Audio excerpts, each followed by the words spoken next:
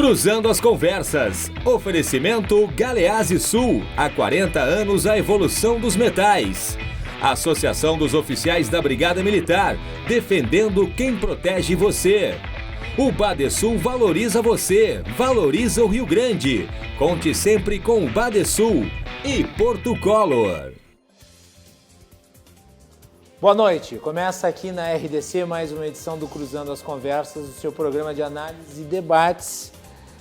Sempre a partir das 22h15, você pode nos assistir pelos canais 24 e 524 da Claro Net TV e pelas redes sociais, @RDCTV Digital. Nós estamos no Instagram, no Facebook, no Twitter e no YouTube. As edições anteriores do nosso programa também podem ser conferidas a qualquer tempo. Agradecer sempre a quantidade bastante considerável de comentários que nós recebemos. Não foi possível ler todos ontem, né? Quase uma centena de comentários, em virtude do debate aqui sobre a razoabilidade das decisões dos agentes públicos no enfrentamento à pandemia de Covid-19. Nós tivemos aqui o Thiago Moisés, o Rodrigo Luzardo, também o Paulo de Tarso, Pierre Machado. Foi um debate muito interessante, com alguns momentos de crispação, mas é assim que se faz a análise, muitas vezes com a divergência, claro que exercida dentro dos parâmetros de civilidade, e é assim que se constrói soluções e propostas que sejam viáveis para a nossa sociedade. Então, muito obrigado a todos que participaram. Li alguns comentários, mas não foi possível ler todos. Então, vocês que estão nos assistindo sempre são convidados a mandar as suas mensagens. Tá? A sua participação é fundamental. Não deixe de curtir, de compartilhar. O nosso programa é um oferecimento de Badesul Desenvolvimento, também da Associação dos Oficiais da Brigada Militar, defendendo quem protege você. Galeazzi Sul, há 40 anos, a evolução dos metais. E Porto Color, soluções gráficas. A Porto Color atendendo através do WhatsApp, tem os serviços da Porto Color na sua casa. No programa de hoje nós vamos falar sobre reforma tributária, que agora ganha força a discussão de várias temáticas relativas a ela dentro do âmbito do Congresso Nacional. E nós vamos dividir essa discussão em dois programas. Hoje nós vamos falar sobre a reforma tributária, que está sendo debatida, né, inclusive com a possibilidade da volta da CPMF, a tão temida CPMF. Então nós vamos falar sobre isso hoje. Na edição de amanhã nós vamos falar sobre reforma tributária no Rio Grande do Sul. Então esse programa dividido em duas partes. A primeira hoje sobre reforma tributária no Congresso Nacional. Para falar sobre esse tema, eu convidei o meu colega jornalista e economista Silvio Lopes. Silvio, bem-vindo, boa noite. Guilherme, muito obrigado pelo convite. É sempre muito bom estar num programa como este, que é um programa que tem grande audiência e uma audiência qualificada em função, é claro, da tua apresentação. Parabéns, como sempre, viu, Guilherme? Mas também, naturalmente, pelos convidados que aqui desfilam, e o tema sempre muito importante e fundamental para os destinos da nossa nação. Conosco também o deputado federal Jerônimo Gergen, que foi relator da Lei da Liberdade Econômica, muito atuante, né? Um deputado que é militante de várias das causas relativas ao livre negócio, ao trabalho. Jerônimo, bem-vindo, é um prazer recebê-lo de novo aqui no nosso programa. Boa noite. Tudo bem, Guilherme? Boa noite aos nossos parceiros de debate aqui. E é um prazer muito grande poder conversar nessa noite com todos. Muito bem. Quem também está aqui conosco hoje, o advogado e membro do IPLD, Alexandre Neves. Alexandre, bem-vindo, boa noite. Boa noite, Guilherme. Muito mais uma vez pelo convite. Aos demais aí, estamos sempre às vocês pela audiência, pela liberdade que a gente consegue proporcionar aos ouvintes e aos participantes do evento. Muito bem, vamos começar, obviamente, com a questão relativa, que é a questão mais polêmica da CPMF. Né? A Melanie Rupental fez uma matéria para nós a respeito, vamos colocá-la no ar e depois analisá-la. A contribuição provisória sobre movimentação financeira, conhecida como CPMF, está no radar do governo federal para retornar, agora em novos moldes. O tributo, criado em 1996, apesar de ter uma previsão temporária para vigorar, acabou sendo prorrogado por várias vezes e ganhou uma fama negativa em vários governos. O Palácio do Planalto sinaliza agora uma possível volta desse tributo a partir da reforma tributária federal. Vamos acompanhar agora o que é a CPMF, em que termos se daria a sua volta e como isso pode afetar as suas contas. Essa tributação incidia em praticamente todas as movimentações bancárias, o que gerava um desconforto até mesmo para sacar dinheiro. A CPMF, na qual a alíquota chegou a 0,38% sobre a operação, tinha o objetivo inicial de auxiliar nas contas públicas da saúde. Não demorou muito para que o governo começasse a usar os recursos também em outras áreas. Até então, o tributo já foi renovado por 4 vezes, até ser extinto pelo Senado em 2007. Em uma derrota política do então presidente Lula. Desde então, houve diferentes tentativas de trazer o imposto de volta, incluindo no governo Dilma e também de Temer, com a intenção de diminuir o rombo da Previdência Social. Hoje, o Palácio do Planalto cogita trazer de volta o imposto embarcado na reforma tributária. Alguns parlamentares já se movimentam e apontam uma chance zero dela passar. O ministro da Economia, Paulo Guedes, quer aproveitar a onda de crescimento do comércio eletrônico. O ministro propõe uma alíquota de 0,2%, como era na criação da CPMF. Apesar de estar contando com o apoio negociado do Centrão, Guedes terá que enfrentar a resistência do Congresso e também dentro do próprio governo. Pois, embora aparente ter uma maior abertura sobre o tema, o presidente Jair Bolsonaro já havia rechaçado a ideia. A CPMF é, então, um tributo de amplo alcance, já que incide sobre inúmeras operações financeiras, mas é de difícil sonegação. Dessa forma, se aprovado, vai impactar diretamente o bolso de muitas pessoas. Macalossi, voltamos contigo aí no estúdio. E eu quero ouvir a análise do deputado Jerônimo Gergen, porque ele vai debater isso no Congresso Nacional. E, Jerônimo, o curioso nesse caso aqui é que o governo tinha como o seu secretário especial da Receita, o Marco Sintra, que acabou sendo defenestrado por uma incompatibilidade de ideias com o ministro da Economia e por defender imposto único. E agora vem esta ideia da CPMF. O Paulo Guedes deu uma declaração dizendo que ela é feia, mas não é tão cruel. O Mourão, por sua vez, disse que a CPMF é amaldiçoada. Como é que está a discussão aí em Brasília? Tem chance ou não tem chance para a volta da CPMF? Bom, primeiro que o governo precisa, de uma vez por todas, definir o que ele entende como reforma tributária. Porque até agora não veio nada com clareza. Né? E o governo não dá para se surpreender mais com nada, porque tudo que estava dizendo que era de um jeito, está fazendo do outro. O fato é que nós temos que fazer uma reforma tributária. E o Congresso trabalha com 2 propostas. Jerônimo. Então, eu tenho convicção que as 2 propostas lá da Câmara e do Senado, elas não têm nenhum futuro sem que o Executivo diga qual é a proposta que ele defende. Porque quem gera as contas públicas é exatamente o Executivo. Então, os projetos tramitando lá no Congresso, eles ajudam a pressionar, né, mas não acho que serão resolvidos. E também acho que eles têm apenas o viés de simplificar, não de reduzir carga tributária e, em alguns setores, inclusive de aumentar a carga tributária, né, que eu acho que é um erro, né, porque você amplia a informalidade, que era citar essa lei da liberdade econômica, vem com esse viés de tentar diminuir a informalidade, e você vai tributar, aumenta a sonegação, enfim, é uma distorção. O governo, cada vez que se mexe na reforma tributária, ele vem com o CPMF, tá? E eu acho que a CPMF já começou errado. Primeiro que era com a saúde, ele mudou, ficou para sempre, acabou, e tem a questão da cumulatividade, que é um grande problema.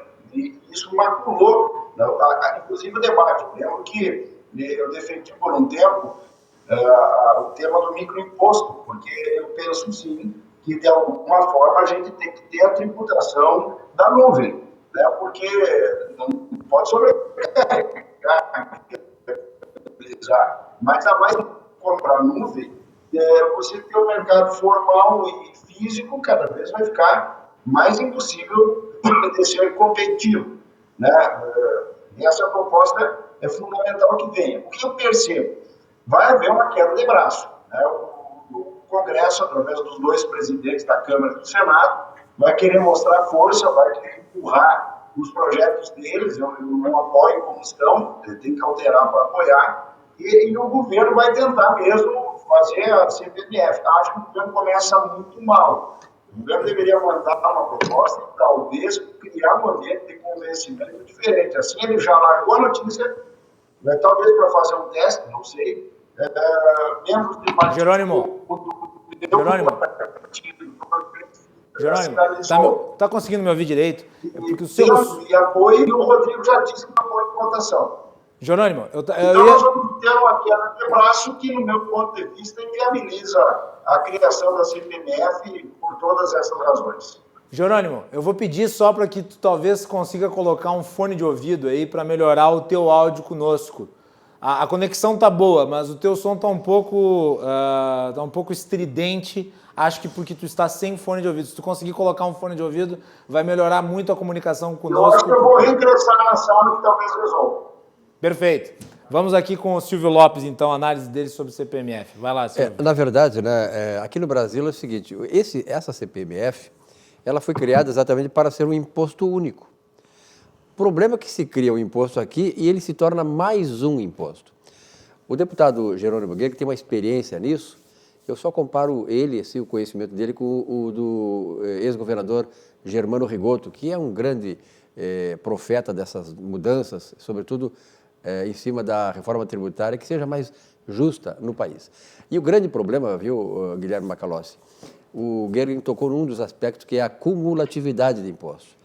Mas há um outro problema muito sério, que talvez seja aquilo que nós, da classe média baixa, de modo geral, que abrange mais de 90% da população, que é a regressividade do imposto. Ou seja, quem ganha menos está pagando mais no Brasil. Então, esse problema da cumulatividade e da regressividade do imposto, da estrutura tributária no país, é que penaliza a economia brasileira. Penaliza aqueles que mais produzem e aqueles justamente que menos condições têm para sustentar essa carga tributária. E no Brasil, né, nós temos uma população pobre que paga mais impostos em geral do que as pessoas ricas. Sobretudo no consumo, né? E essa grande estrutura, eu acho, sim, sinceramente, vamos ouvir, claro, o deputado, eu acho que o Congresso também deve se reunir e ter uma proposta para confrontar o que o governo vai trazer, mas a questão do consumo é que deverá ser bem analisada. Essa reforma tem que ser uma reforma, no meu entendimento como economista, por dentro do sistema.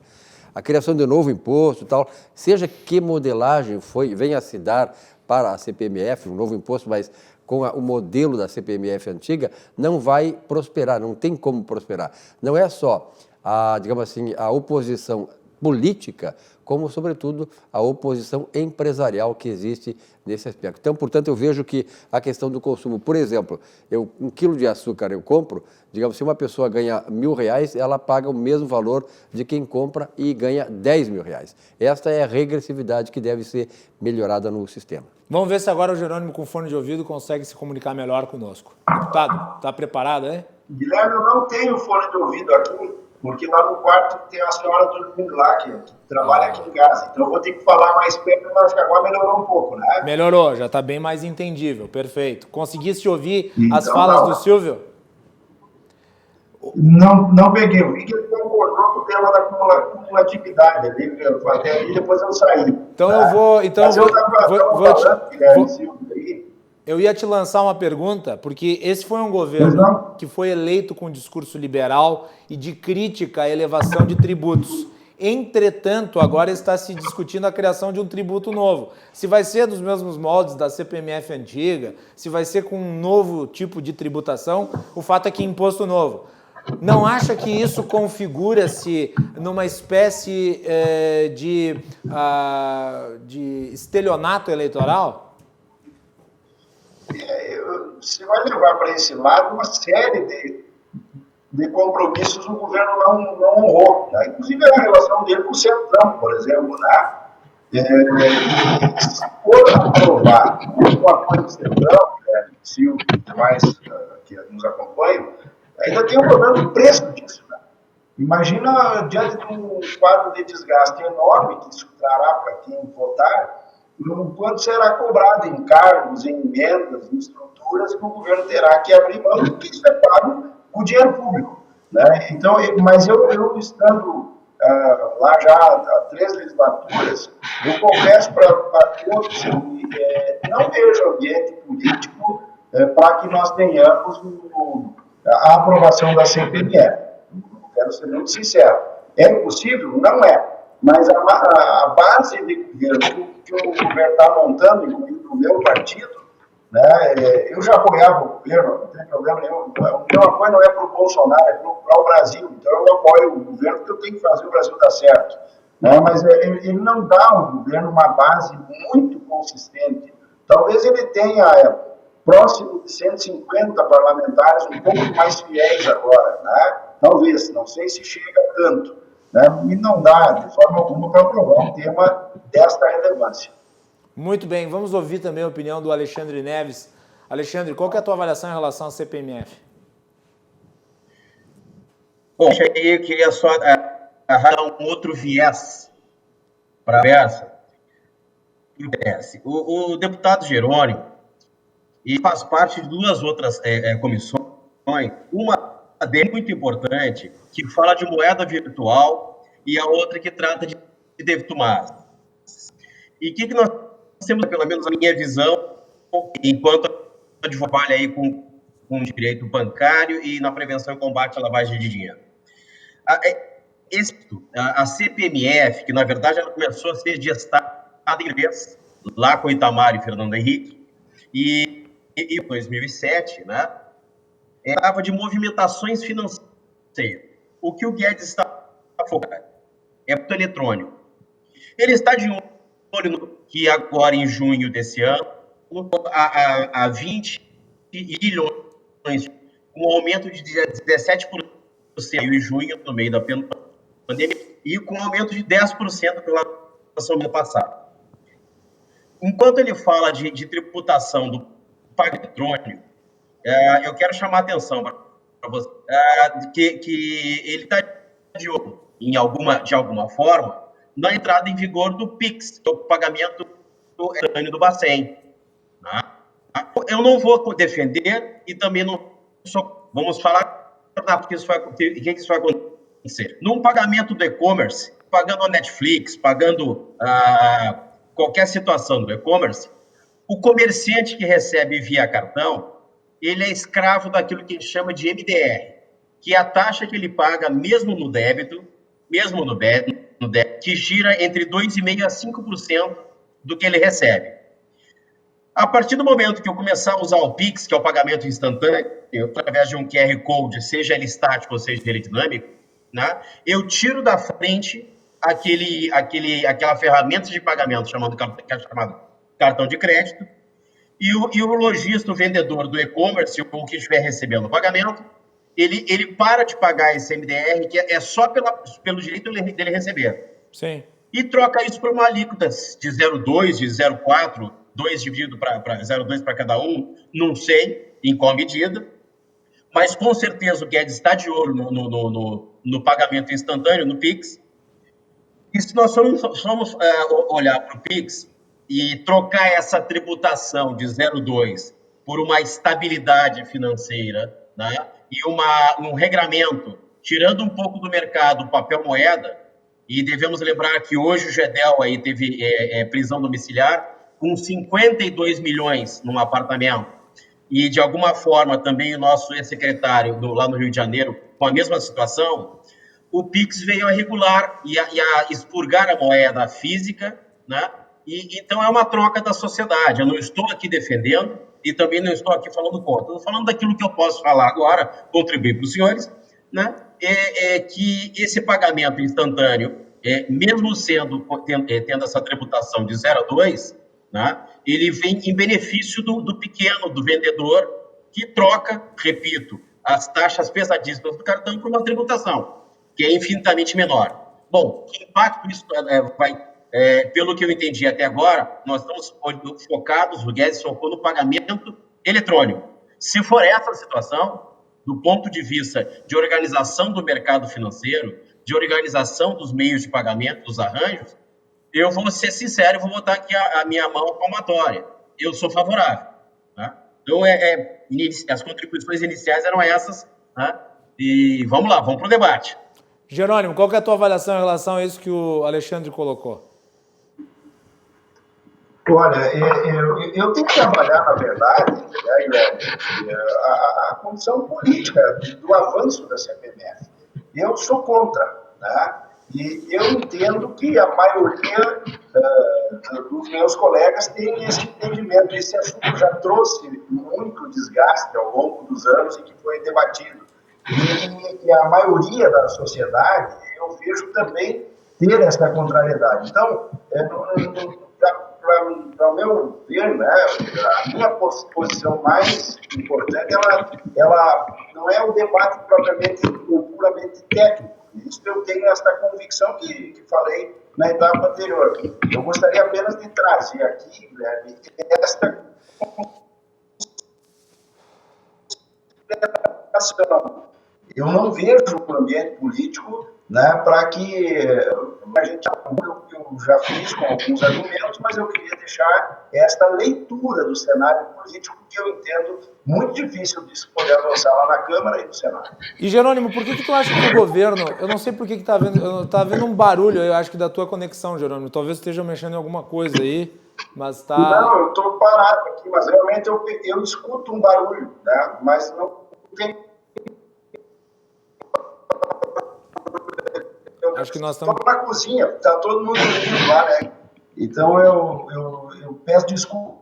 Tá não, vamos fazer o seguinte, vamos fazer um intervalo rápido para tentar organizar as conexões aí, porque esse barulho não está permitindo que eu te escute, apesar do teu som ter melhorado consideravelmente, esse som de fundo está atrapalhando. Então vamos fazer um intervalo para a técnica resolver isso com vocês aí que estão conectados conosco e nós voltamos na sequência, que eu quero perguntar para o Jerônimo por que ele acha que o governo foi para esse caminho de recriação de um imposto que é tão mal visto quanto a CPMF. Voltamos na sequência.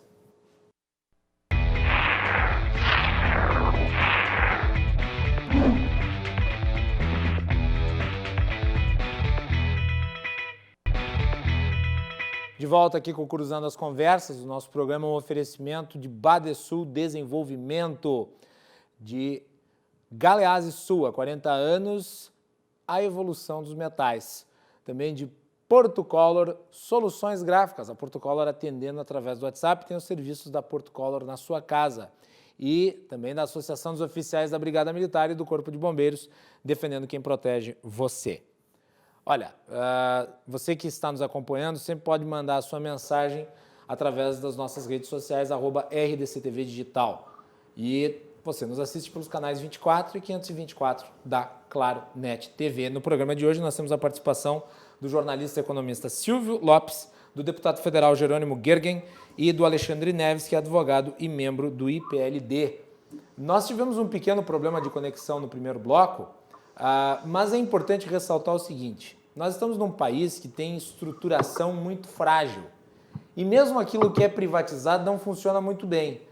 Então, há que se compreender aí que às vezes, né, no país que se pretende ter 5G, nem mesmo a 3G funciona, mas faz parte.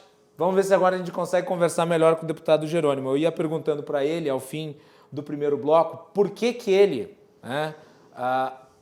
achava que o governo estava se encaminhando para apresentar um projeto como esse, que é tão desgastante, tão mal visto como a CPMF. O que levou, Jerônimo, o governo a apresentar ou a defender publicamente a recriação da CPMF? Ou de um imposto semelhante à CPMF? Eu tenho a clareza de que o papel do Paulo Guedes é buscar arrecadar, para cobrir rombo, que ficou muito maior agora na pandemia, né, Guilherme? Esse rombo, obviamente, vai ficar assustador. E a grande vantagem da CPMF é a facilidade de cobrar e o volume de arrecadação que acaba sendo maior. Então, na minha leitura, o governo, se antes já era simpático a isso, através da equipe do Paulo Guedes, inclusive bem foi dito, né, demitiram o Marco Sintra, inclusive porque ele defendeu isso, é porque o governo pretende agilizar a recuperação das perdas geradas pela pandemia.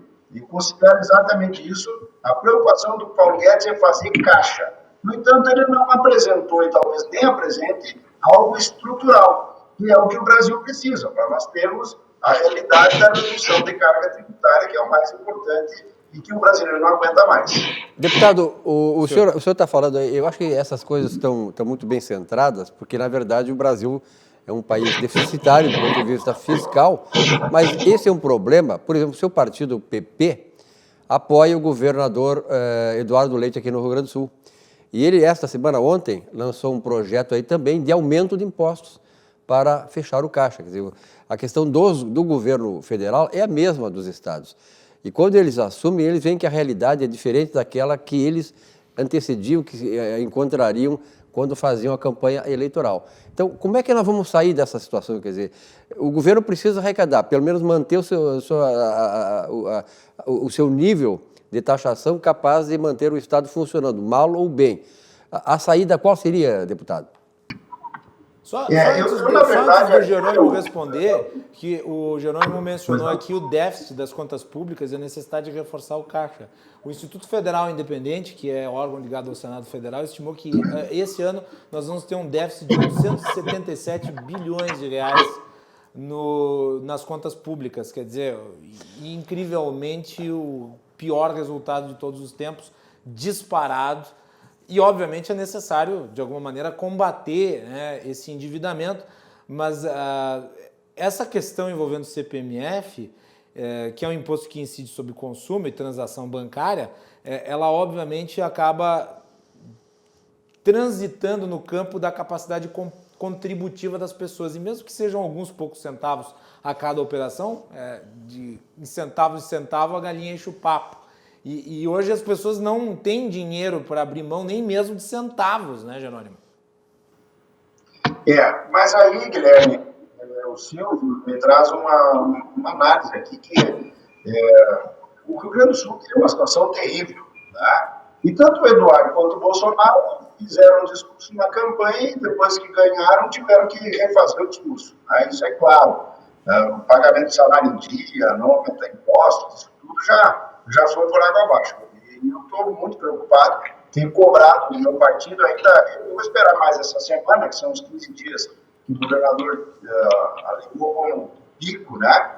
Porque se nós formos nesse caminho das bandeiras como estão, nós vamos pretear o Rio Grande do Sul, né? Porque o inverno lota os hospitais por si só. Então tem coisa muito errada aí. E nós tivemos uma seca, vai piorar a arrecadação do Estado. Esse ano nós perdemos a metade da nossa safra, né? Então, fechar o comércio, do jeito que está fechado, a seca que nós tivemos vai piorar. Bom, então só uma análise aqui do que eu enxergo de promessa de campanha e de cenário econômico. E eu digo lá para o partido, né? Eu não voto esse pacote aqui do Estado, não analisei ainda para poder emitir assim, um juízo melhor, mas eu tenho uma independência, assim, o fato do meu partido, antes o PP não apoiava o governo e eu já apoiava. Eu não tenho nenhum cargo no governo federal e não tenho nenhum cargo no governo estadual e não quero ter, porque não é meu papel ficar indicando cargo, né? Mas eu já deixei de ser secretário de Agricultura do Rio Grande do Sul, lá no governo da Ieda, né? Quando ela, antes de assumir, já tinha sido anunciado, eu tinha 30 anos de idade, fui anunciado secretário, e ela nos reuniu para aumentarmos os impostos. E eu disse a ela que eu não assumiria a secretaria. Eu deixei naquele momento o Jair Soares na suplência, fora da Assembleia, porque eu não fui para a secretaria, derrubamos o pacote que depois foi aumentado aí, novamente, agora nos últimos governos. Né? Mas naquele momento nós reduzimos as alíquotas e teve um modelo de gestão, casualmente até era tucano, né? O governo, e que não precisou aquele aumento, né? Então, eu sou contra aumento de carga tributária. Quer aumentar impostos? Faça primeiro uma proposta de redução efetiva do custo da máquina pública. Por isso, inclusive, eu acho que lá em Brasília, antes de discutir a reforma tributária, teríamos que fazer a reforma administrativa, né? Porque se a máquina continuar com o mesmo tamanho, ela vai custar o mesmo valor, né? Então, esse tema dos impostos, no fato do meu partido aqui integrar o governo, a maioria dos deputados já na minha época votavam pelo aumento. E eu deixei de ser secretário, porque eu não concordo. Estado que gasta mal pode arrecadar mais, que vai continuar gastando mal, né? Isso eu vejo que o Rio Grande do Sul não se adapta de jeito nenhum há muito tempo. Alexandre Neves. Olá, vamos lá. Eu acho que de alguma forma, nós temos a situação e face à pandemia, nós estamos vendo aí os projetos de lei subirem às 10 da manhã e serem aprovados aí às 5 da tarde. Tá? Sem muito debate, isso lamentavelmente tem acontecido. Tá? Então, o que acontece? A gente precisa observar aqui com alguma clareza, porque nós estamos repetindo aqui um termo CPMF, né, que tratava de movimentações financeiras.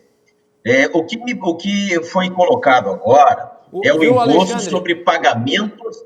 Viu, Alexandre? Uma das principais raivas e frustrações da CPMF em relação à sua utilização é que ela não era destinada para a saúde, no fim das contas, né? Como sempre, Sim, o imposto cai no caixa único do governo e ele usa para o que quiser. Lamentavelmente, quanto à destinação do imposto, eu particularmente não tenho muito como opinar, né? Mas a gente vê aí reiteradamente, isso faz o quê? Algo em torno de 400 anos, né? Desde o tempo da melhor fase tributária do Brasil, que era só os quintos do inferno, que a gente pagava só um quinto de tributo, né? Que era bem melhor do que hoje. A malversação dos impostos é uma coisa endêmica dos governantes e lamentavelmente não é um privilégio do Brasil, isso é uma questão mundial. No Brasil, de alguma forma, isso é sobremaneira piorado. Óbvio que eu não sou a favor de nenhum aumento de carga tributária, tá? Mas apenas para deixar claro que nós estamos falando aqui, pelo que eu entendi, é um imposto sobre os pagamentos eletrônicos. Isso não vai afetar o sujeito que é desbancarizado e que ainda usa o papelzinho, o dinheiro em papel. Tá? Não, porque tu imagina só, Alexandre, desculpe me interromper de novo, mas tu imagina só uma situação em que nós temos aí a volta da CPMF, tá? Ou um imposto que gere tributação sobre movimentação financeira, as pessoas que receberam o auxílio emergencial no banco vão pagar a CPMF. Seria uma coisa maluca, sabe? Porque provavelmente vai se ficar com algum tipo de contribuição. É bem provável que nós tenhamos algum tipo de auxílio emergencial até o fim do ano, se não nesses valores, mas provavelmente teremos, ou há uma boa chance de termos. E parte desses depósitos em banco, imagina só as pessoas com 300, 400 reais aí que receberam, sem renda, pagando imposto, porque eventualmente transacionaram ali algumas centenas de reais. É indecente.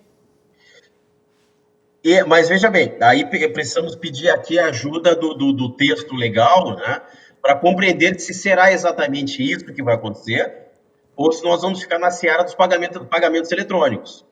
Tá? Se ficarmos na seara dos pagamentos eletrônicos, aqui, como eu falei, né, um pequeno empresário que recebe pelo cartão de crédito, pela via do débito, ou seja, à vista, ele paga 2,5% a 4% de MDR, né, para a bandeira. Se ele receber pelo pagamento direto, que é o PIX, e esse PIX tiver uma tributação de 0,2%, né, o microempresário, o vendedor, ele está ganhando, né, e ganhando bastante. Né? E isso sem falar na rastreabilidade do dinheiro, né, e um dos motivos lá atrás que a gente identificou na CPMF era exatamente, como eu falei, a gente precisa conhecer um pouco o texto, tá? Confesso que eu procurei aí, de difícil compreensão, esses textos legislativos quando migram de uma casa para outra, né? Mas até a última informação que eu tinha era com relação a pagamentos. Né? E se for com relação a isso, da minha parte, da rastreabilidade de recursos, nós estamos falando de uma coisa sensacional. Porque nós vamos acabar com o tiranossauro cheque, né, e o dinossauro boleto, que permitem desvios, né, do pequeno, do grande e do médio, e que acaba na transação em espécie, que é a principal forma pela qual o dinheiro é lavado e é feita a sonegação. Imagina se nós pudéssemos rastrear alguém que só usa esse meio de pagamento eletrônico, né? E no final do ano ele tenha usado aí 70, 80 mil reais de pagamento eletrônico, mas declara isento no imposto de renda.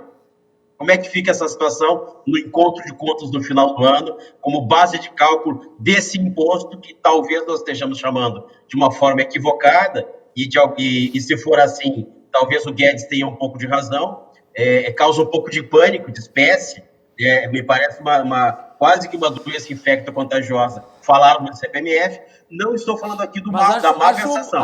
Acho bom que as pessoas tenham adquirido esse nível de aversão à ideia de criação de imposto.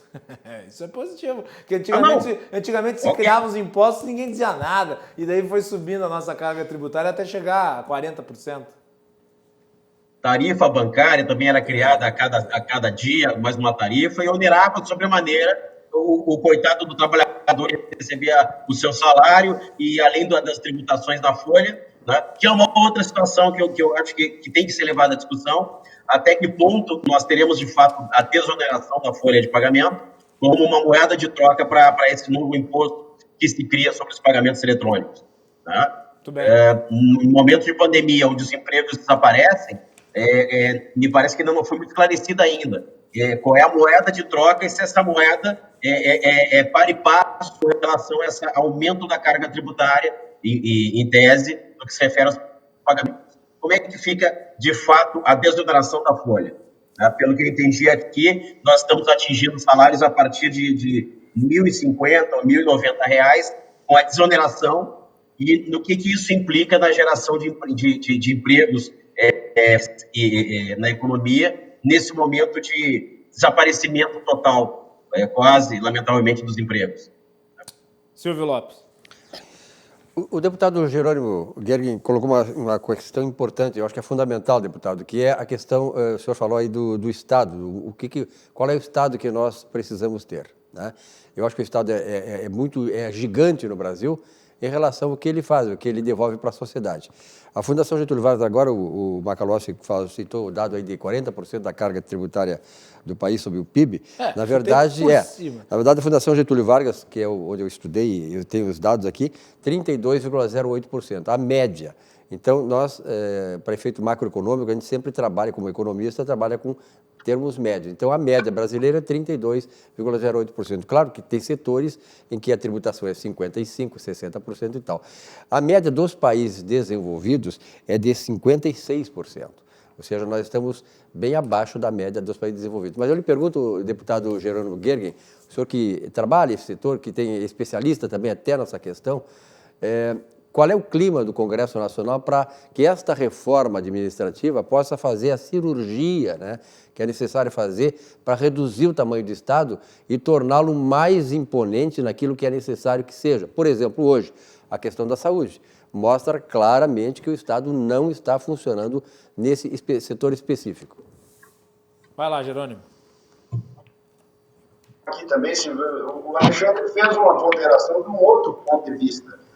Nós estamos com foco na CPMF conhecida, ele já traz um novo debate. Por exemplo, do que eu li, paga CPMF quem paga e quem recebe também paga. Quer dizer, é um cerco total. Então, eu acho que é importante, claro, para fazer um debate mais completo, conhecermos o que o governo quer. O problema é que o governo não sabe, do meu ponto de vista, o que quer na questão tributária. Ele tem esse viés de arrecadar, mas o governo já jogou para o ano que vem a reforma administrativa, não vamos ter esse debate esse ano.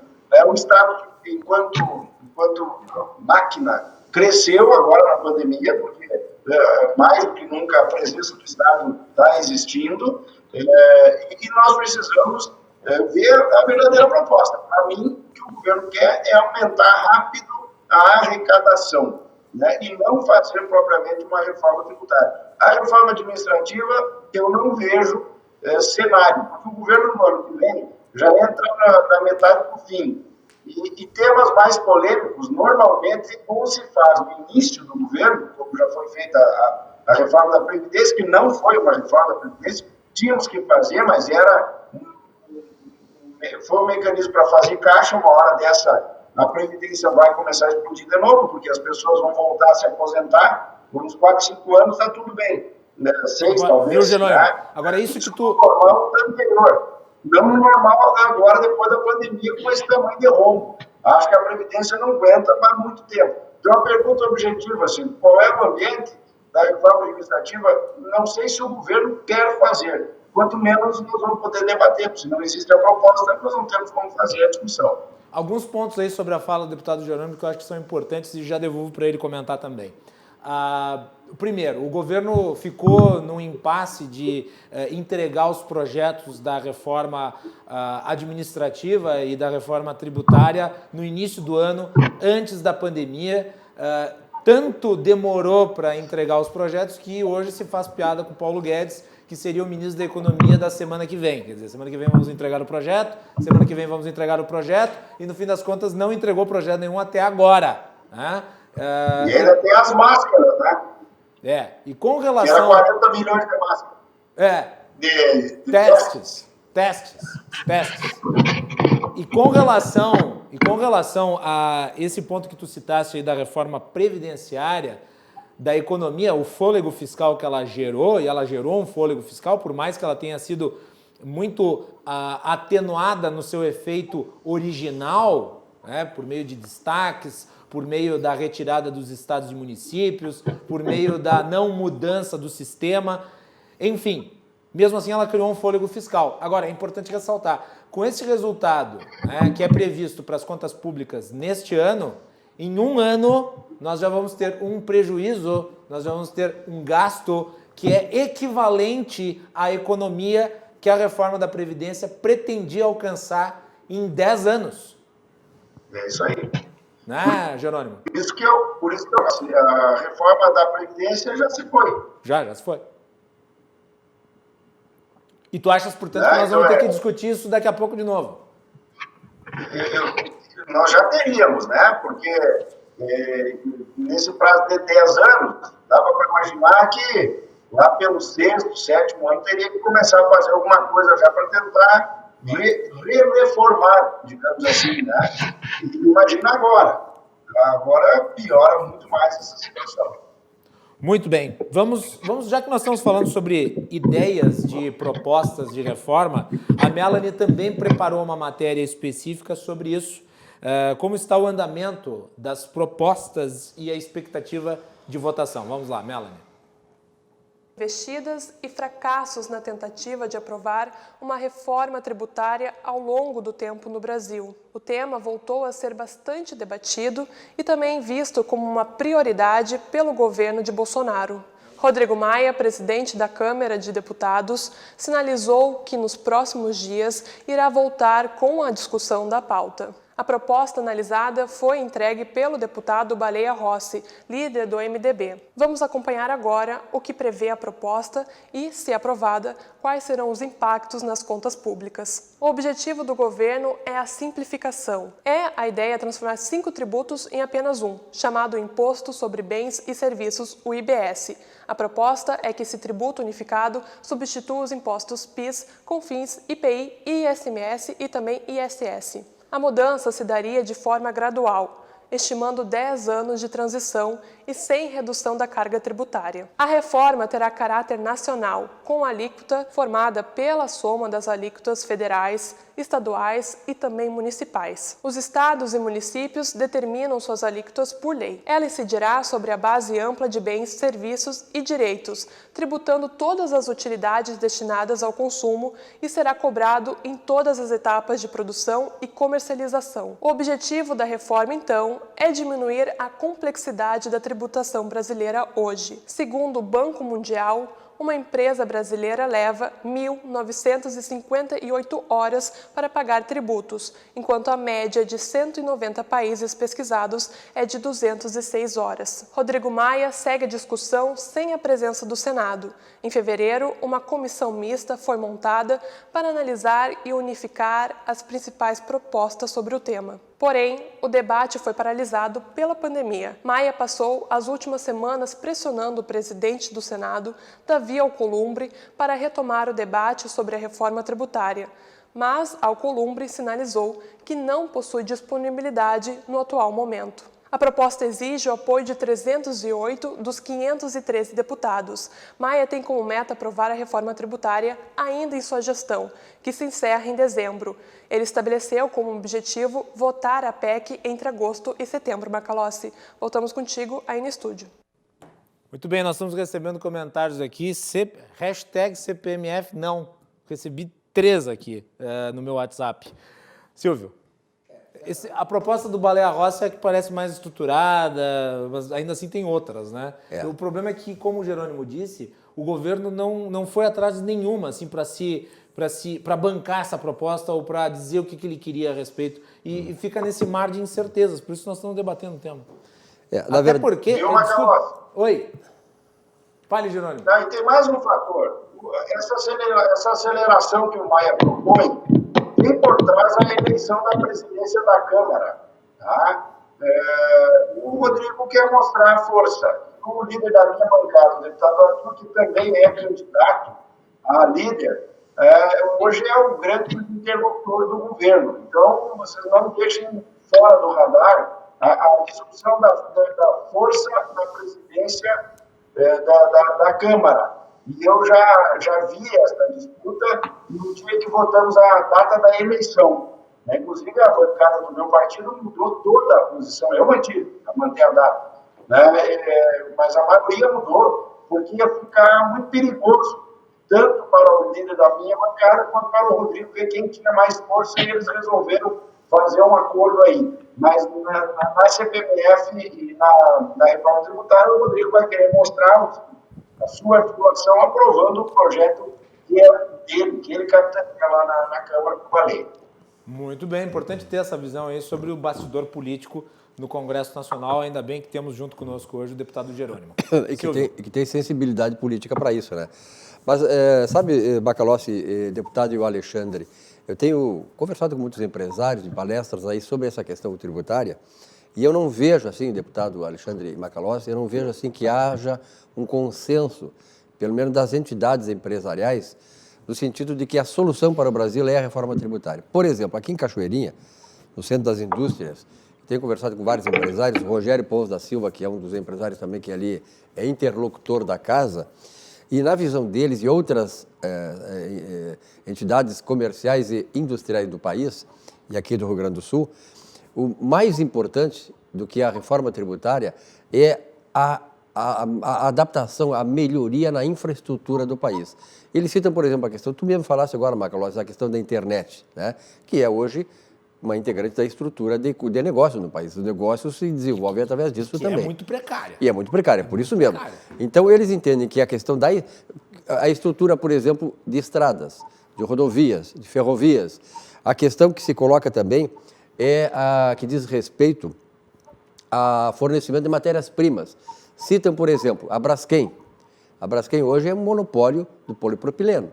E assim como ela, várias indústrias monopolistas ou oligopolistas estão detendo o poder de impor preços que acabam tendo um custo muito maior do que a reforma tributária no processo de produção do país. Então, deputado, eu não sei se o senhor tem essa mesma sensibilidade, essa mesma sensação junto ao empresariado de que a reforma tributária até poderia ser deixada de lado se houvesse ganhos nesta área de uma melhor infraestrutura no país.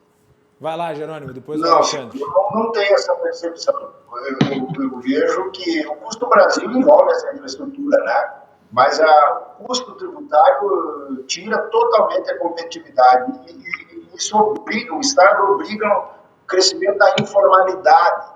E para aquele cidadão formal, esse ambiente de negócios é terrível.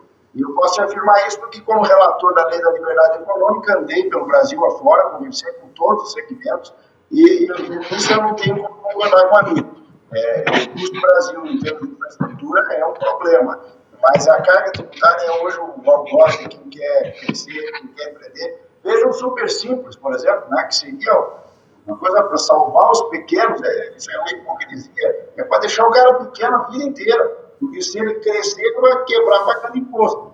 Mas daí ele já tem lá umas 3, 4 empresas para fazer a mesma coisa como se fosse uma empresa só. E daqui a pouco o custo burocrático disso é maior do que os impostos. Então, eu vejo a carga tributária como um fator que é o grande problema hoje dos setores da economia brasileira. Mas não desconsidero quanto é importante a infraestrutura para diminuir também esse problema da competitividade, né? Muito bem. Alexandre, a tua avaliação. Bom, eu ainda recebi aqui uma aconselhamento do Hamilton de Brito, que é o nosso presidente do sindicato lá de São Paulo, que além de presidente do sindicato, ele também é contador, e ele pediu para chamar a atenção da desoneração da folha, que pode chegar até 20%. Olha aí a audiência qualificada desse programa, né? A audiência qualificadíssima. O São Paulo. É isso aí. Então, olha aí. Então, eu vejo que é o momento de nós conversarmos um pouco sobre esses esqueletos dentro do armário. Tá? É óbvio que ninguém é aqui favorável ao aumento de carga tributária. O Silvio falou aí numa carga tributária em países desenvolvidos, né? E o deputado falou em algum momento com a questão da devolução para a sociedade em termos de infraestrutura. Tá? E qual é o equilíbrio, qual é o fiel dessa balança? Uma carga tributária de 50% com um retorno maciço para a sociedade. No Brasil, talvez isso não tenha espaço para acontecer, mas nós podemos aqui olhar de novo para as participações público-privadas, né, que de alguma forma tem dado muito certo no Brasil, né, e olhar, depois da reforma tributária, o deputado aí votou, a reforma tributária, ela de alguma forma também, ela reflete a modernidade das relações de trabalho. Tá? Os postos de trabalho, eles não vão mais voltar, porque as relações de trabalho mudaram. E mudaram mais ainda na pandemia, com home office, enfim. Tá? Mas a gente precisa resgatar, e em especial no setor de serviços, que é regiamente tributado, tá? E ele precisa desesperadoramente de uma desoneração da folha. Lembra, o setor de serviços é ele que carrega 58, o Silvio que está aí, que não me deixa mentir, aí, com os dados da FGV, né? Um percentual grande na geração de impostos, de empregos, desculpa. E o deputado tem razão, nós temos que buscar a população para a formalidade. A informalidade é terrível. A informalidade é uma catástrofe para um país. Né? E como fazer isso com essa carga, com essa cunha fiscal gigantesca, onerando? Se de um lado nós temos um imposto sobre pagamento eletrônico, que pode vir assim, de fato, daqui a pouco, eu não sei, a tributar o sujeito que recebe auxílio emergencial, 0,2% do auxílio emergencial, né? Mas daqui a pouco, do outro lado, eu posso negociar uma desoneração de até 20% na folha. Né? O que isso representa em números para o país? Então, eu vejo que essa grande discussão tem que ser aberta, com textos claros, números muito claros, né, para que a gente possa se afastar daquele fantasma que iniciou em 93, com a criação no tempo era ICPMF, né, e chegarmos em impostos modernos. Porque, no meu ponto de vista, se esse imposto pegar somente os pagamentos eletrônicos, tá, eu acho o melhor dos mundos. Nós vamos estar regulando várias situações, inclusive a sonegação, passando pela lavagem de dinheiro. Agora, se não for bem essa a situação, bom, nós temos que retratar, reconversar, recalcitrar esse assunto até a exaustão e pesar, né? Nós vamos conseguir recuperar de alguma forma os empregos ou mantê-los com a desoneração da folha. E terminando aqui, mas fico à disposição, no nosso setor, no setor de serviços, nossa, a oneração da folha é um impeditivo. Nós vemos aí as empresas quebrando todos os dias por uma questão de folha de pagamento, de encargo da folha, que é insuportável esse encargo. Né? Até que ponto valeria a pena? Né? Estou remetendo pessoas à informalidade, né, que serão tributadas de qualquer forma nesse imposto, né? Ou mantemos ela na formalidade e conseguimos fazer uma permuta. Então, eu vejo assim, e para finalizar, o grande contrato social precisa ser recuperado. O diálogo com a sociedade precisa ser mais democratizado para que a gente possa tratar dessas questões polêmicas, né, não de uma forma impositiva de cima para baixo, ou de uma forma feita, como eu falei aí na pandemia, em sessões que o projeto sobe às 10 da manhã e 5 está aprovado, e pouco ou nada se fala do projeto, e um deles foi a MP 675, que a gente trabalhou para que ela fosse pelo presidente, que trata aí sobre o não cadastramento nos restritivos e a impossibilidade de execução dos devedores e dos protestos cambiais, né, que seria um desserviço, independente das cores partidárias. O deputado Marcelo Manhattan tem um discurso belíssimo sobre isso, né? Imagina apagar dados de restritivo, como é que fica a concessão de crédito? Ela deixa de existir. Eu estou pilotando um avião sem nenhum instrumento, né?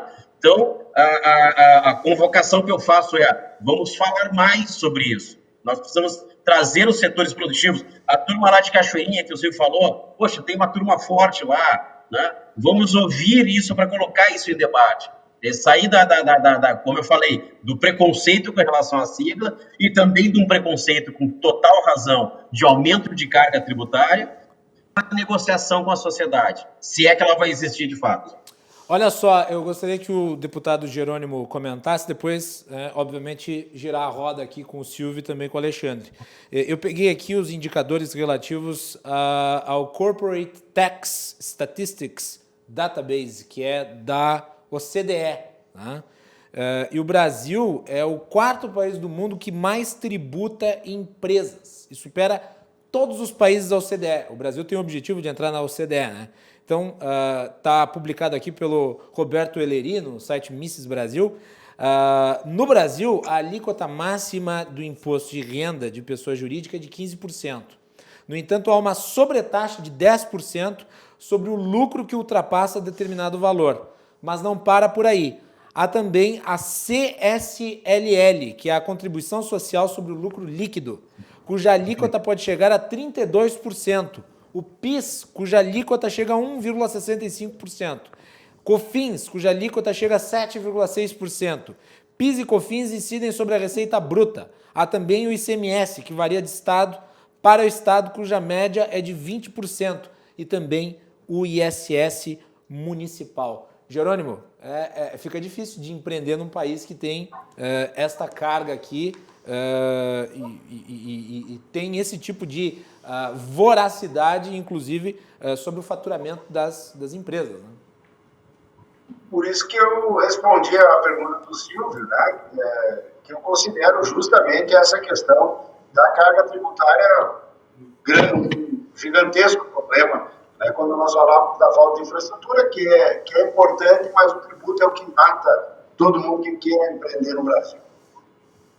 Silvio Lopes. Na verdade, o tributo aqui no Brasil, apesar de todas as coisas, né, deputado, ele representa um coronavírus para as empresas, né? Porque vai sugando cada vez mais tira a força, empresas. Tira a capacidade de respirar. Exatamente. Das empresas. Mas, deputado, o senhor tem muita experiência aí em termos federais e estadual, é daqui, graças a Deus, o deputado gaúcho, que nos orgulha muito, deputado. Eu gosto muito do senhor, da sua atuação profissional em favor da sociedade.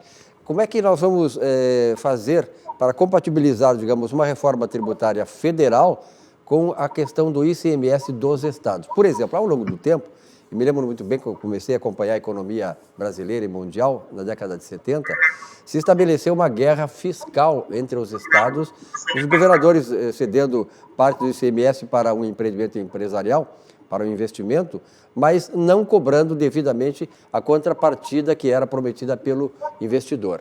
Como é que se pode compatibilizar a questão da reforma da tributação federal, a reforma tributária federal, com essa questão toda que envolve os 27 estados brasileiros? Vai lá, Janane. Esse é um outro problema que a pandemia vai trazer, né? Os gastos que ela envolveu e talvez a CPMF, mais uma vez, parece que é mais simples no olhar do governo, porque só tem como resolver isso com compensação por parte da União. E a União devendo tudo que vai estar devendo, né, se acaba não conseguindo fazer. Então, aí reforça a tese do Paulo Guedes, do meu ponto de vista. Teria que ter compensações, né, e isso tem que vir do caixa da União, assim como a própria restituição da Candira aí, foi a forma como ela foi criada. Né? Mas muito obrigado aí pelas palavras de carinho e de reconhecimento. Fico muito honrado e aumenta a minha responsabilidade para trabalhar cada vez mais nesse caminho. E se me permite, Guilherme, apenas fazer um registro aqui, não é mudar o debate, mas eu fiquei muito sentido mesmo agora. Tá? Eu acabo de receber, minha mãe me comunicou que a irmã Genoveva que era quem cuidava lá do Colégio Rosário, né? Desde o tempo que eu estudei lá, ela ficou 70 anos, 50 anos lá no Rosário, né? E acabou de falecer no final do dia. Então, como eu sei que tem muitos rosarienses aí que acompanham o programa, né, deixa eu fazer esse registro aqui, o meu pesar já, né, toda a comunidade marista e os familiares da Maria Novelli. Fica aqui, então, junto com a manifestação do deputado, também o nosso pesar pelo falecimento, nossos sentimentos aí a todos os familiares. Muito bem. Alexandre, tua avaliação sobre essa questão dos impostos incididos sobre as empresas. Pois é. Fiquei triste também fui rosariense, aí conheci a irmã Genoveva, e, nossa, enfim, com relação à carga tributária, olha só, por incrível que pareça, observar alíquotas, né, já é uma coisa de outro mundo, quando a gente observa ali, falasse da CSLL, né, e outros tributos. Mas a gente olha, enquanto advogado, e eu não atuo diretamente na área tributária, né, mas o que nós temos que falar também é o custo para recolher o tributo. Né, as contribuições, as responsabilidades tributárias acessórias, né? Existe uma carga enorme de demandas judiciais e de autuações por ausência de contribuições, atividades acessórias para cumprimento do tributo. Né? Isso deixa uma margem gigantesca para o fisco, e a gente sabe que o fisco ele é pantagoélico, e ele vai buscar... O Alexandre se utilizou uma das minhas palavras favoritas, que é pantagruélico. Pantagoélico, é quase medievalesco, draconiano, né? Aquelas exigências, e isso gera o custo do empresário para pagar o imposto é altíssimo. Eu não tenho esse dado na ponta da língua, como talvez o Silvio e o deputado tenham, mas a gente observa o pânico dos empresários, a quantidade de contadores, a imensidade de regras tributárias que saem a todo dia, né? A incapacidade dos contadores de pagar imposto correto, né? Então, isso gera também no investidor, um impacto no empresário muito grande. Ele não sabe como pagar o imposto, né? Ele sabe que tem uma carga tributária altíssima, mas que ele também tem, se não for no dia 5, dele pagar no dia 6, ou o código XPTO, ou havia uma substituição aqui, ou havia uma outra substituição acolá. Eu trabalho em alguma forma em demandas processuais tributárias, né? E a gente vê obrigações acessórias se transformar em crime. Né? O sujeito deixou de uma alíquota aqui ou lá, virou um processo crime. Né? Então, também há uma reclamação do empresário, né? E se nós pudéssemos baratear o pagamento do tributo, também seria uma excelente mão na roda para o empresário, né? Que hoje, repito, ele se cerca de N ferramentas para poder cumprir aquilo que ele quer cumprir, né? E que ele precisa cumprir. Só que isso é tão caro, né? Que acaba, às vezes, a alíquota acaba sendo de sua menos importância.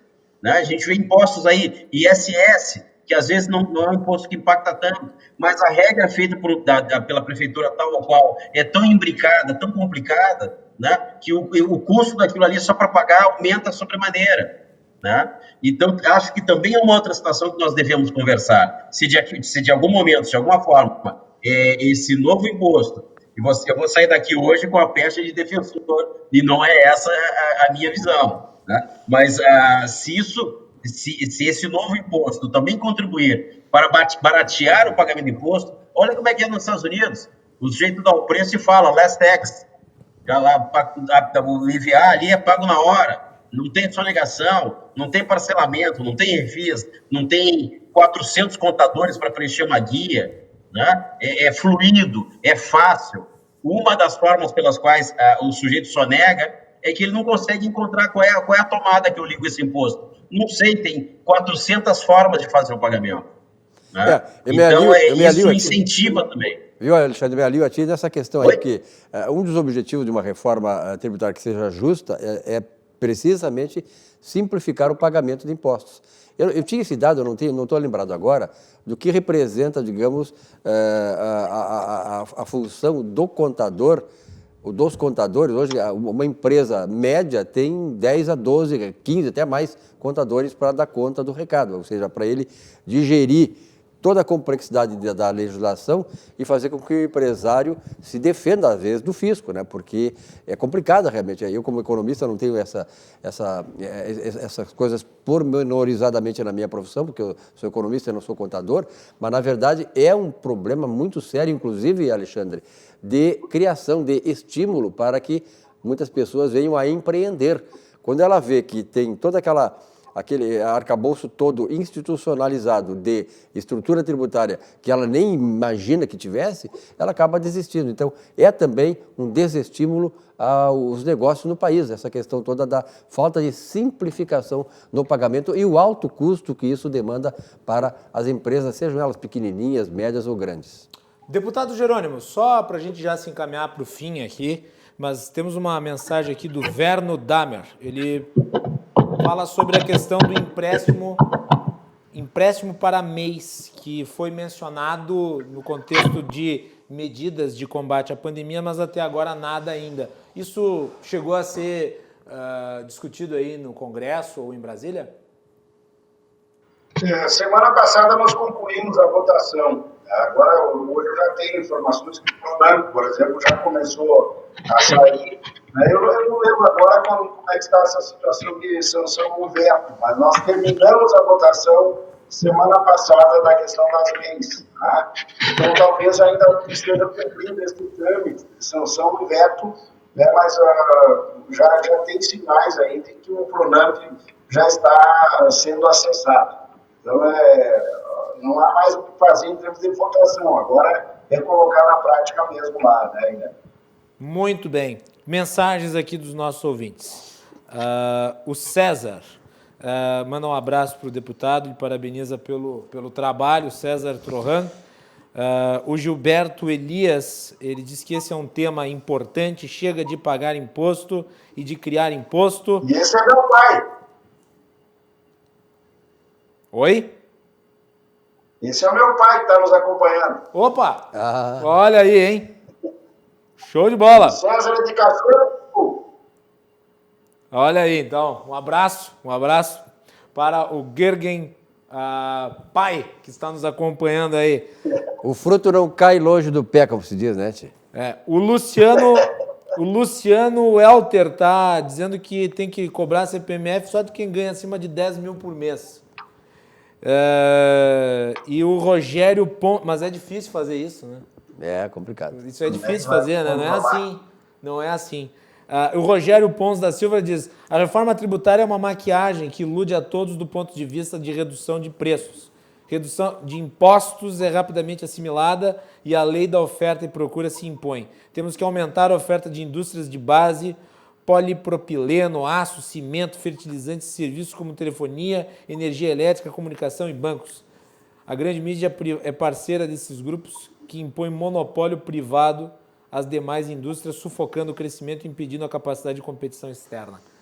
Eu acho que uma parte disso aqui se resolveria com uma maior abertura do mercado para a competição internacional, né, Jerônimo? Mas também local. Para competição em geral. Para competição em geral. Eu sou alguém que defende o mercado livre, né? Só que aí nós temos que tirar o Estado de cima das empresas nacionais, porque senão nós não somos competitivos nunca. Né? Sim. Essa é uma contradição que tem que ser analisada com cuidado, né? Também mandar aqui um abraço para o Birajara Medeiros, obrigado pela audiência. E vamos já nos encaminhando para as manifestações finais, que nós temos 3 minutos, então 1 minuto para cada um. Vou começar pelo Alexandre. Alexandre, obrigado pela participação hoje aqui no nosso programa. Nós que agradecemos sempre que aí convocados estaremos nesse programa em prol da liberdade de imprensa que tu consegue manter firme, o alcance que tem esse teu programa e a qualidade técnica dos debatedores aqui, né? Então, fica aqui últimas palavras. Eu acho que antes da gente entrar em pânico com relação a esse assunto da reforma, nós precisamos aclarar e entender sobre o que ela está falando, né? E ver se de fato nós teremos aí uma desoneração da folha ou se vai ser mais uma já reconhecida e reincidente balela do governo que só vai acrescentar impostos e não teremos aqui retorno nenhum. Muito bem. Silvio, muito obrigado. Eu desejo que essa reforma tributária seja bem debatida por aquelas pessoas, pelas entidades que têm a ver com isso e nos tragam um resultado que seja justo, porque nós precisamos desenvolver este país. Muito bem. Jerônimo, muito obrigado pela sua participação aqui no nosso programa e aproveito essa sua manifestação final para perguntar quais são os próximos temas imediatos que vão ser votados pela Câmara dos Deputados. Nós estamos lá trabalhando questões de medidas provisórias, né, que, graças a Deus, não vinham mais caindo. Agora, estou acompanhando aqui, deixaram caducar, aqui envolvia um banco de horas. Ainda tem gente no Congresso, lamentavelmente, que insiste que ter direitos de direitos trabalhistas é garantia de emprego. Do meu ponto de vista, é perda de empregos. Né? É isso que vai acontecer. Mas a nossa grande meta é derrubar o veto da desoneração da folha. Urgente, que nós vamos ter que fazer. A sessão seria amanhã, foi desconvocada. Eu acho que o governo vai apresentar uma alternativa, né, porque não há condição de sustentar empregos nesse momento da pandemia. Então, essa é a nossa grande meta aí. E vamos ver como é que vai andar, porque a suspensão do Congresso amanhã é sinal de que o governo pode vir com uma saída feita por ele mesmo. Muito bem. Jerônimo, muito obrigado pela sua participação. Nós vamos fazer intervalo e nós voltamos. Oi? É um prazer muito grande tanto por estar aqui com o Alexandre, com o Silvio e contigo, né, Guilherme? Muito bem. Esperamos a sua volta em outra oportunidade, deputado. Parabéns pelo trabalho aí em Brasília. E com o som melhor que hoje eu falei no som. Na próxima vez eu acho que basta um fonezinho de ouvido e daí resolve todos os problemas. Mas tudo tranquilo, deu para entender tudo, as informações foram adequadas, precisas e o conteúdo sempre muito adequado aqui para o nosso programa. Obrigado, deputado, sempre pela atenção e pelo espaço na agenda para nos dedicar aí uma atenção. Então nós vamos fazer intervalo e nós voltamos com o João Carlos Silva. Fiquem conosco, já retornamos.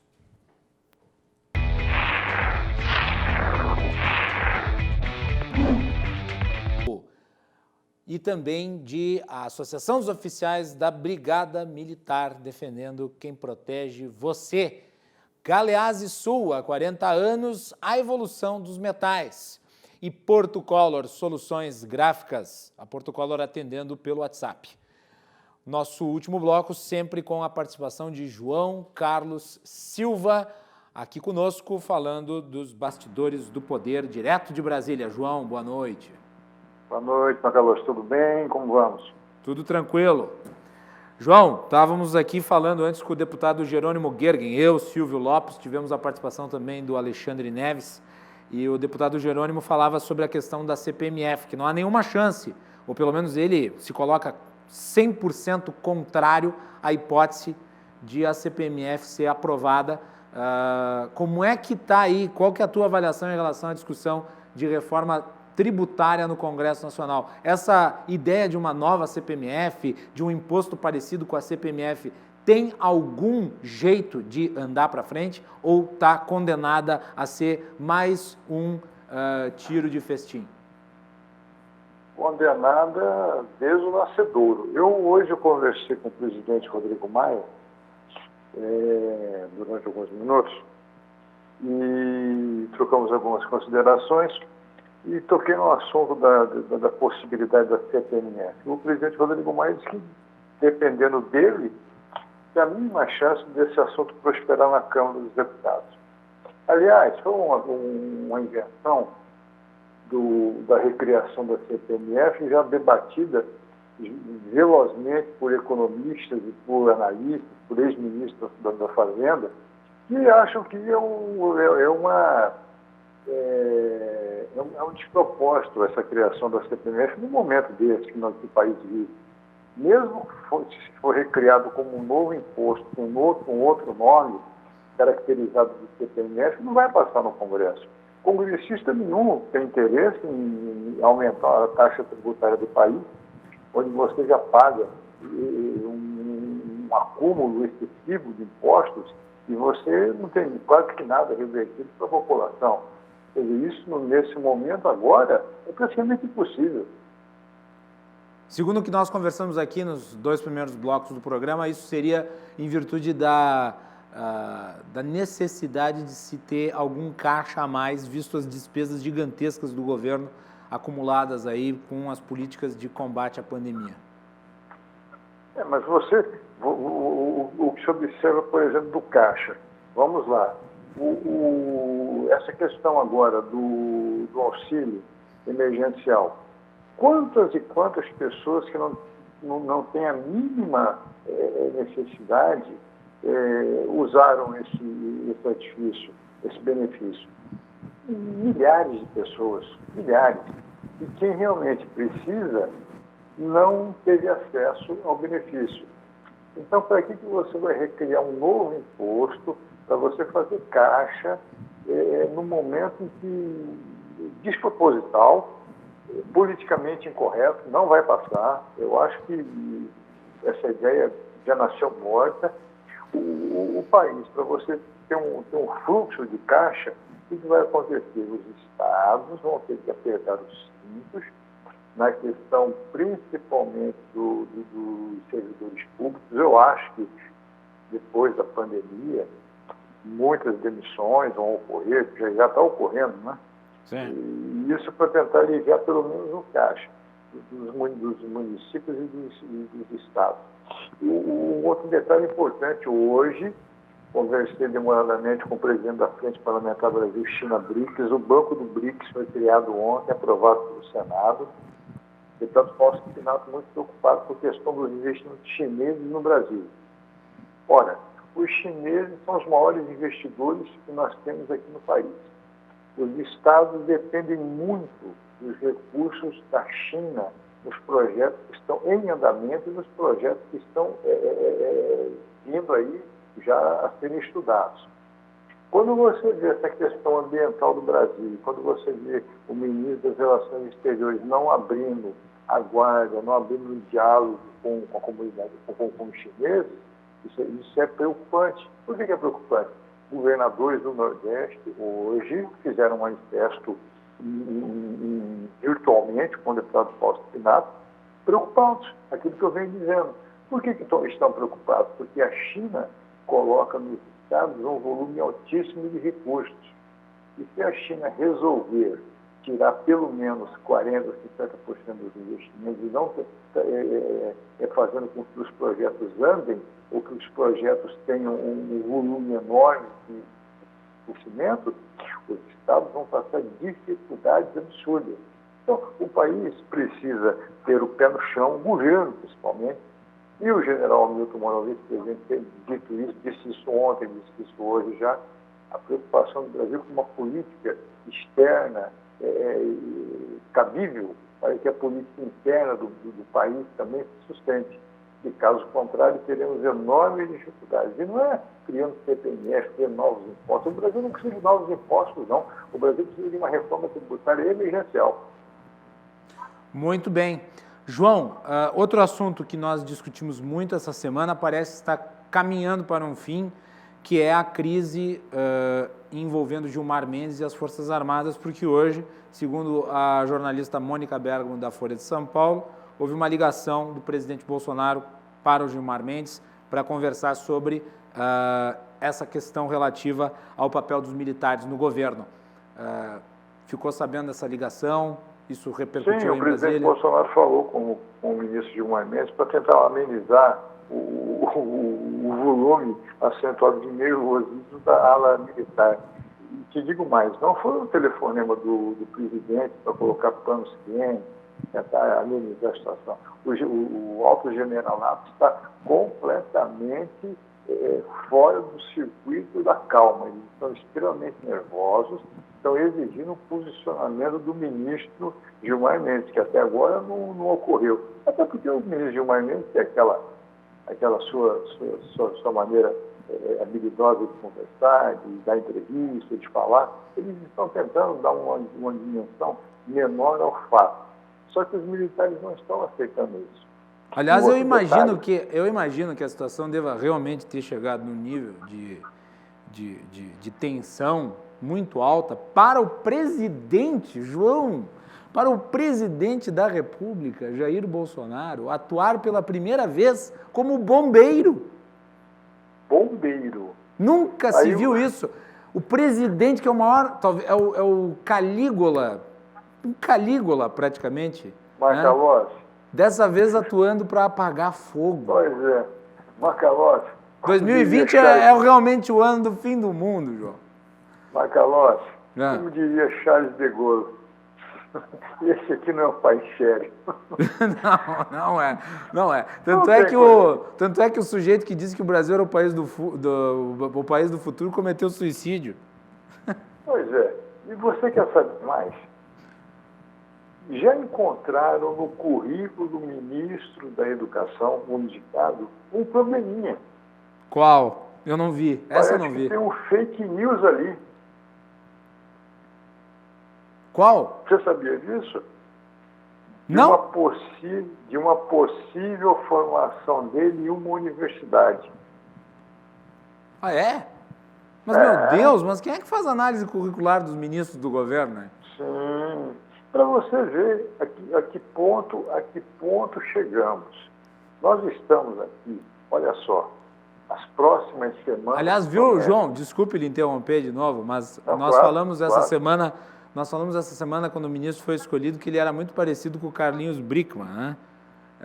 Isso. Ele é mais parecido ainda com o ex-ministro da Segurança Institucional, o general Etchegóin. Etchegóin, o irmão gêmeo. Irmão gêmeo, o irmão perdido do Etchegóin. O Cover. Tá bem. Tu ias dizendo que nas próximas semanas... As próximas semanas vão prometer muito. Por quê?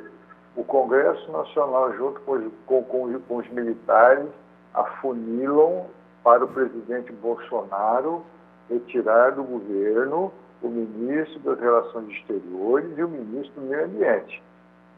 Não sei qual será a posição do presidente da República. Já que ele está com o Covid de novo, né, o resultado é positivo, ele vai ter que começar a fazer sua engenharia política para poder ou retirar os ministros ou fazer uma contemporização nos dois ambientes. Porque é muito difícil, é muito ruim a situação, principalmente do ministro do Meio Ambiente. Muito ruim no setor militar e muito ruim junto aos congressistas.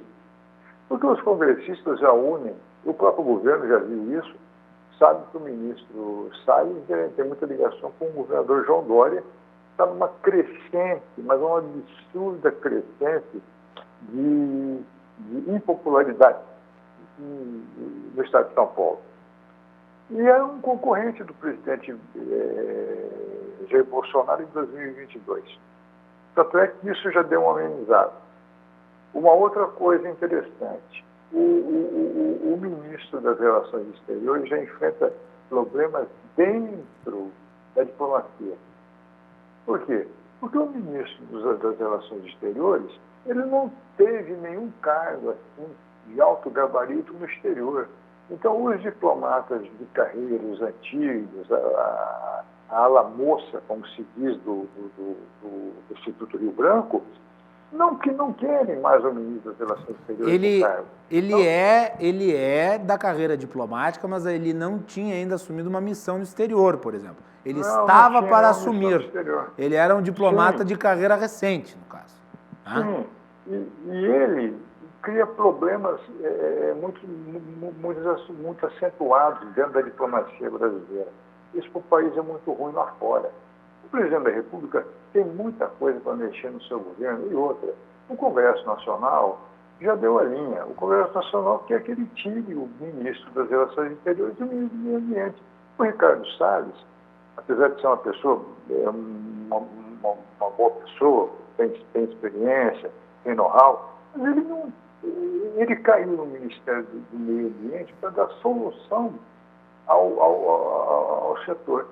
Ele não deu solução e causou problemas. O problema caiu no colo de quem? Hamilton Mourão, vice-presidente da República, é um general, e que não tem papas na língua. Concorda comigo?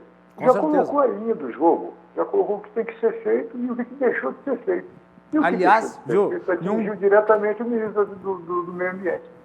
Se eu fosse o presidente da República, o meu ministro, observando o quadro, né, diplomático dentro do Itamaraty, o meu ministro das Relações Exteriores seria uma pessoa que foi, durante o período do governo petista, amplamente perseguido e que voltou a ser perseguido agora no governo Bolsonaro, que é o Paulo Roberto de Almeida.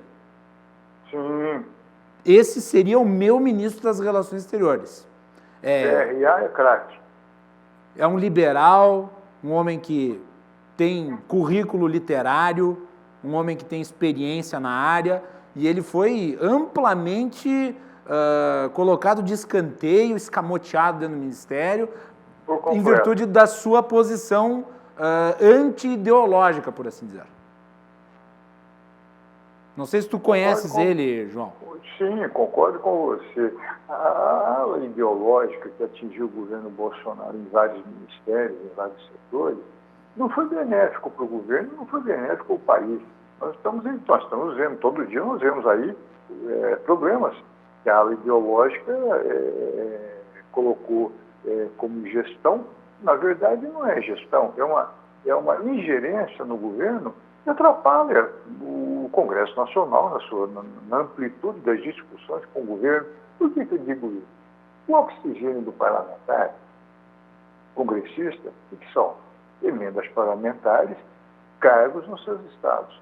A ala ideológica acha por bem que isso não deve ser papel do governo para entregar isso aos parlamentares. Então, se discute muito essas questões e o Congresso Nacional acaba sendo ofuscado pelo governo através da ala ideológica, como ocorre no Itamaraty, no Ministério das Relações Exteriores. E o Brasil tem enfrentado problemas seríssimos com isso, principalmente o nosso maior investidor, que é a China. Isso.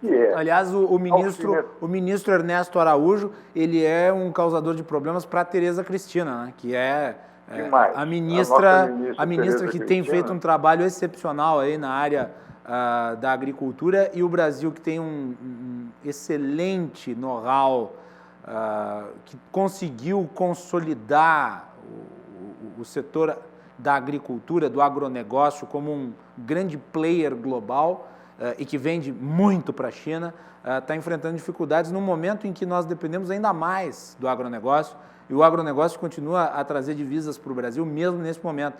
Então, acho que retirar o Ernesto Araújo do Ministério, dar a ele um outro cargo ou uma missão diplomática importante, seria o mais adequado. Eu acho que o Ernesto Araújo deveria ser designado embaixador do Brasil na China. O que tu acha?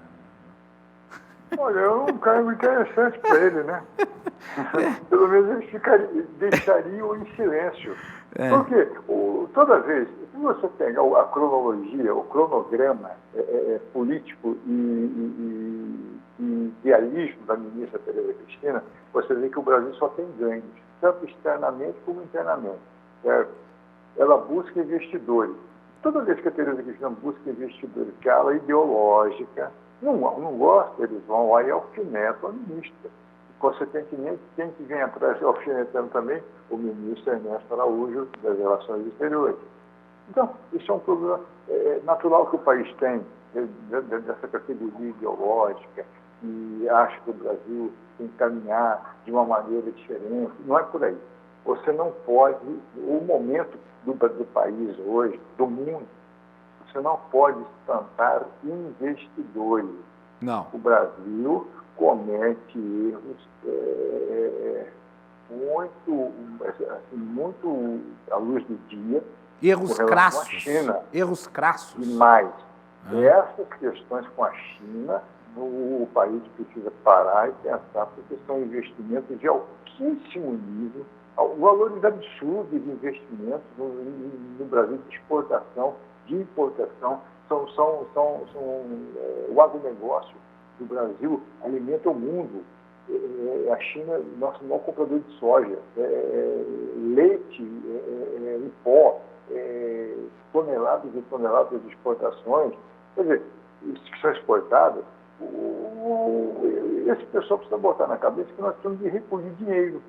Nós vamos tirar dinheiro de onde? Quando essa pandemia passar?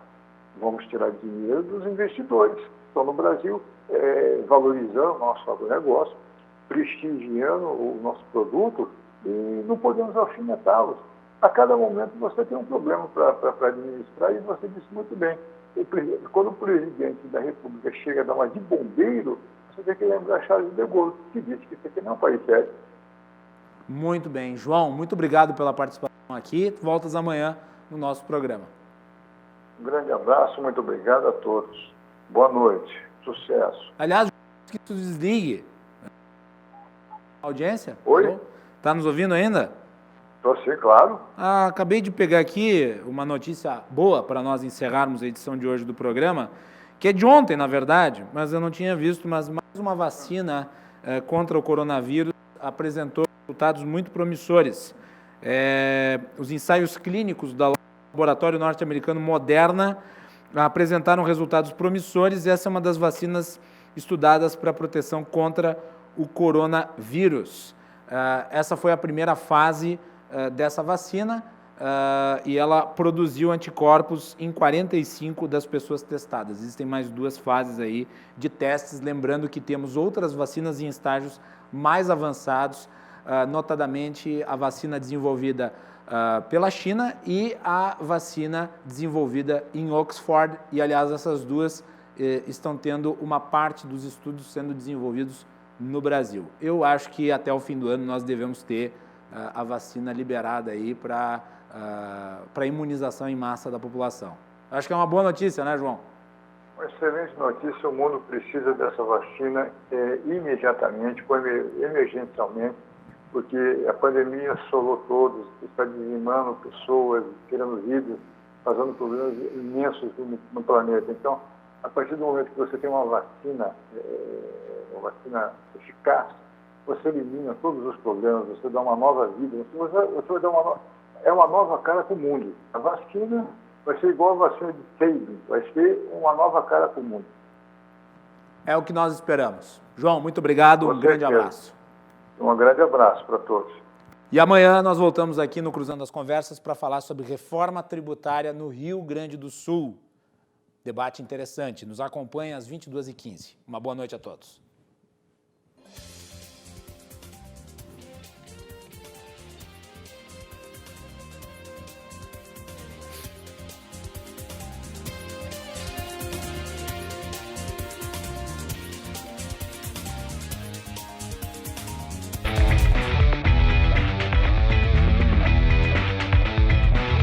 Cruzando as Conversas. Oferecimento Galeazzi Sul. Há 40 anos a evolução dos metais.